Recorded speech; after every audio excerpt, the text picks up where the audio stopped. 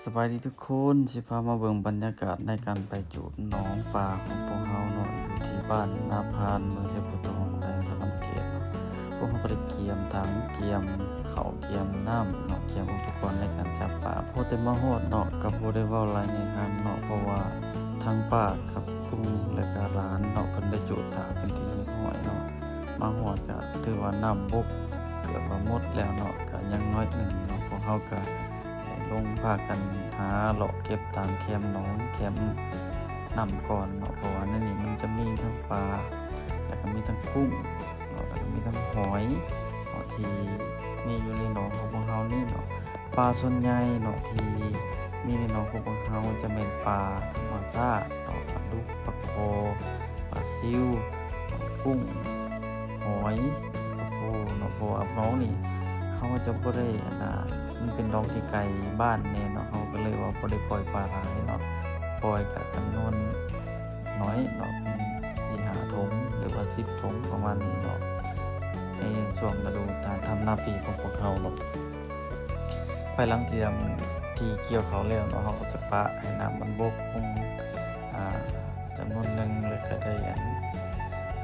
มาช่วงนี้เนาะก็ถือว่าน้ำยังบ่หลายเฮาก็เลยว่าเอาโจมเอาโปมออกมาจูบน้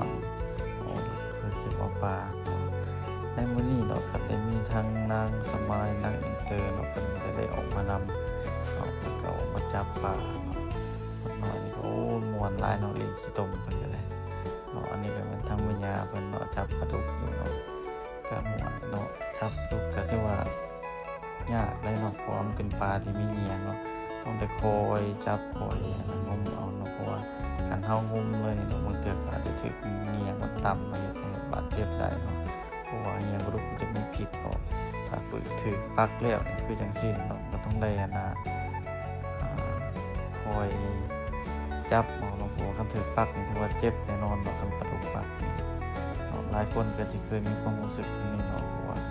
ผู้ใดที่เคยมีประสบการณ์ในการจับปลาดุกนี่แน่นอนว่าฮู้ดีเนาะว่าปลาดุกมันปักเจ็บจังไดเนาะฉะนั้นเนาะอันนี้ก็เป็น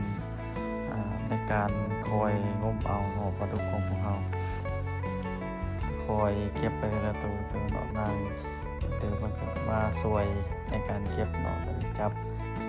ปลาดุกให้เพิ่นเนาะอันนี้ก็เป็นฮักเหนียงเลยนางอินเตอร์นอนนี่ก็โอ้ม่วนคักเนาะเพิ่นได้เล่นขี้ตมได้จับปลาเนาะถือว่าเปิดประสบการณ์ใหม่ของซุเพิ่นเนาะทั้งนางสมายและก็นางอินเตอร์เนาะ